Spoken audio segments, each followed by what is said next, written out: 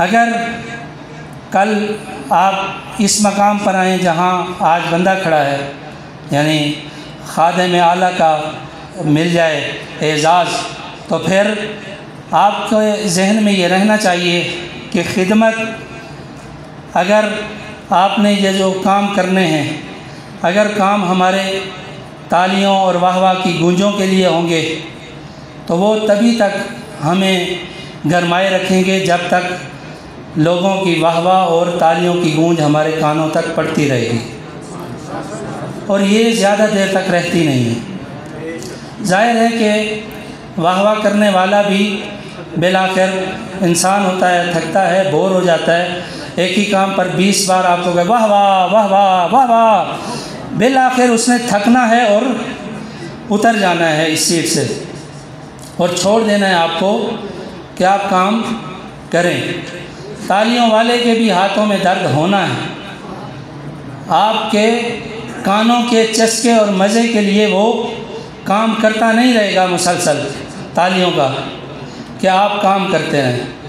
لہٰذا اگر آپ اور ہم واہ واہ یا تالیوں کی گونج کے لیے کام کریں گے تو یہ تبھی تک رہے گا۔ کوئی آپ کی خدمت کو دیکھ کر آپ کی پیر کو پھسلانا چاہتا ہے، آپ کو اس راستے سے ہٹانا چاہتا ہے، تو اس کا پہلا تیر جو ہوگا وہ یہ ہو سکتا ہے کہ آپ کو آپ کی خدمت کے حساب سے انعام نہیں ملا، توجہ نہیں مل رہی آپ کو آپ کے حساب سے، آپ کا عہدہ کوئی اس سے بڑا ہونا چاہیے۔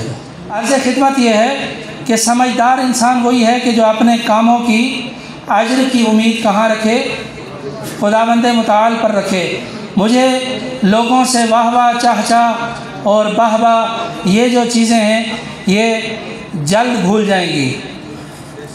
میں نے اپنے ایک عزیز کو مثال میں بتایا کہ یہ وجود، یہ نام، یہ کام یہاں ظاہری طور پر کب مٹیں گے کسی کو پتہ نہیں ہوگا۔ دنیا بالکل ایسے ہی ہے جیسے سوشل میڈیا پر چلنے والی نیوز ہے۔ آپ کی انگلی سے جیسے نیوز اوپر جاتی ہے نا، ایسے ہی ہماری یادداشت بھی آپ کے ذہنوں سے کب جائے گی اور آپ کو کب پتہ چلے گا کہ یہاں کوئی نمائندہ قائد شمسی نام کبھی ہوا کرتا تھا یا نہیں، یہ آپ کے ذہنوں میں نہیں رہے گا۔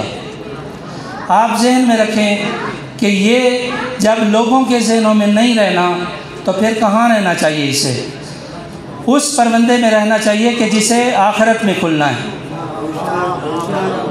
میں اپنے ساتھ آپ کو یہی تحفہ دینا چاہتا تھا